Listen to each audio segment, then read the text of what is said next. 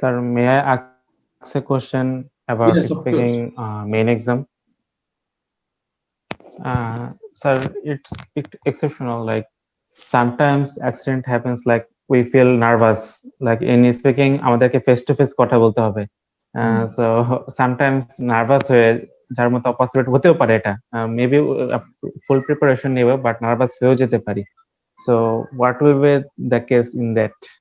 ওকে, চমৎকার। আচ্ছা আচ্ছা, এটার জন্য কেউ একজন কোন ওয়ে আউট, তার প্রশ্নটা কি, তার যে প্রশ্নটা, এই প্রশ্নের আনসারের আগে এই সিচুয়েশনের মুখোমুখি কে কে হতে পারে?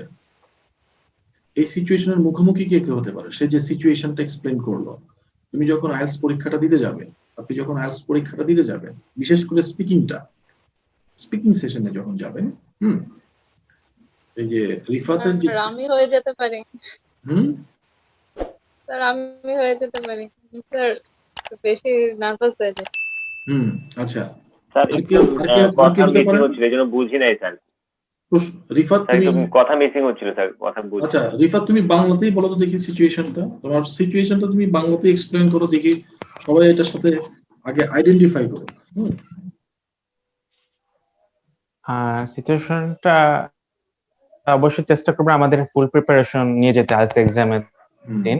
সো বাই চান্স যদি এমন হয় যে যখন আমরা ফেস টু ফেস স্পিকিং টেস্টটা দিব, আমরা যদি হঠাৎ করে নার্ভাস হয়ে যাই বা এমন কিছু হলো, খুব অসুস্থ ফিল হচ্ছে, নার্ভাস ফিল হচ্ছে, তখন তো আমরা আমাদের অ্যান্সারটা ভালো ডেলিভারি করতে পারবো না ফর নার্ভাসনেস এর কারণে।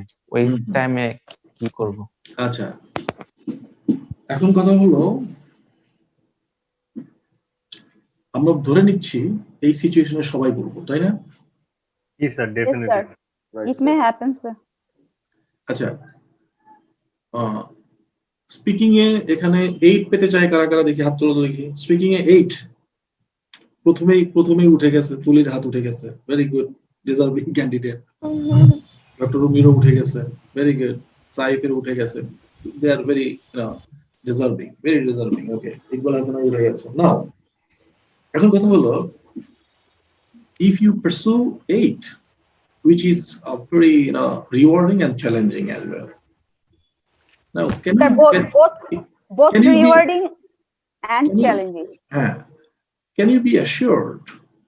Can you give me a guarantee that even though you have got skills at the range of 8, you won't be nervous during the interview? No assurity, sir, from my side.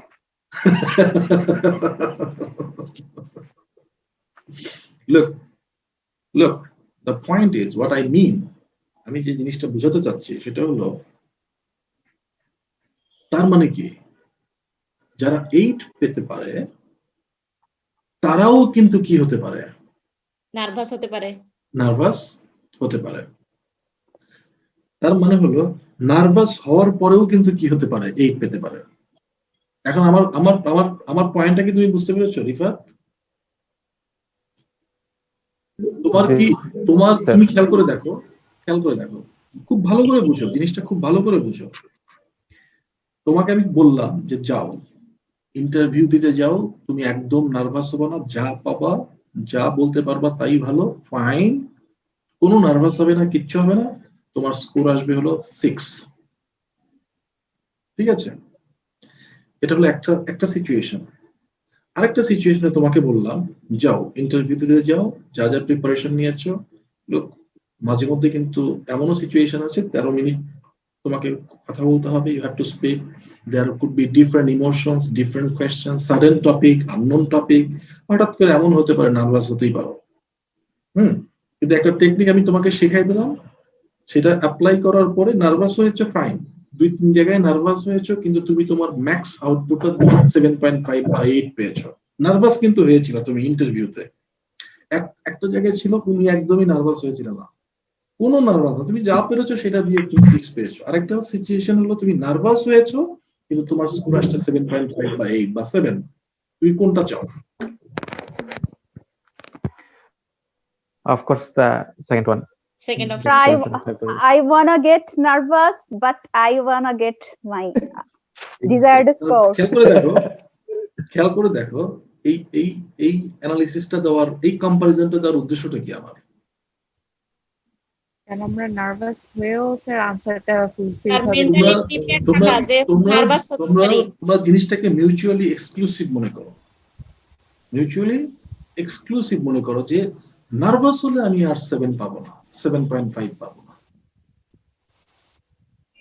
There are ways to get rid of. There could be sudden topic. তার মানে এই নয়, খেয়াল করে দেখো, তোমার কিন্তু তুমি যখন ওখানে যাচ্ছ, এখানে প্রিপারেশন নিয়ে তুমি যখন যাচ্ছ, এই যে তোমরা যারা কথা বললে, অলরেডি তার কথা বলেছো না? কি এটার মানে কি? তোমার একটা ইন্ডেক্স অলরেডি আছে না? You have got certain skill already আছে না?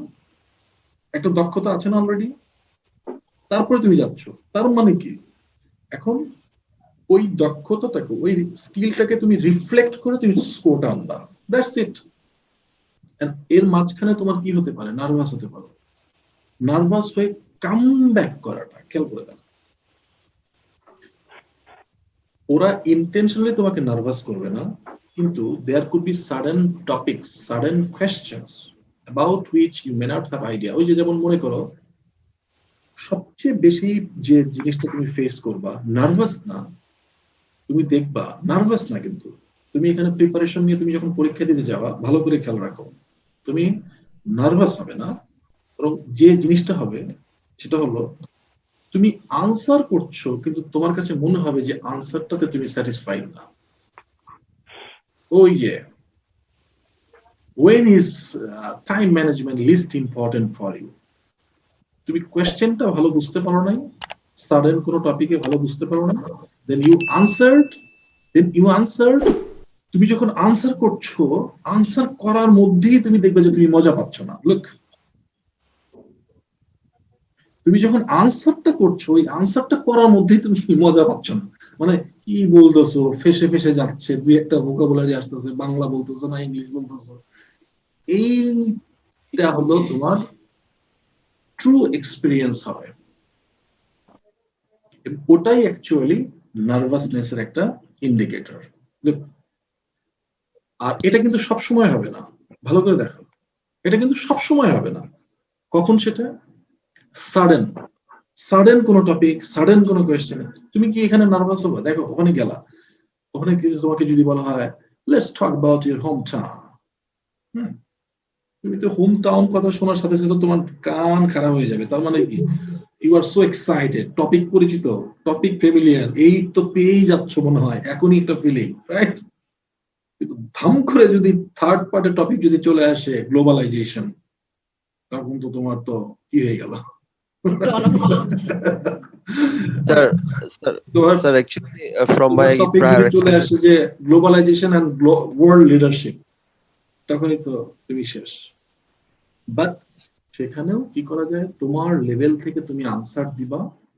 আর যখনই এরকম হবে, ভালো করে শোনো, nervousness and good score is not mutually exclusive. You can be nervous but not always, mind it. কারণ ওখানে তুমি নার্ভাস হওয়ার জন্য তুমি পরীক্ষা দিতে যাও নাই, সামটাইমস নার্ভাস হওয়ার জন্য পরীক্ষা দিতে গেছো, খেয়াল রাখো। And still you can get 7, 7.5, 8 score.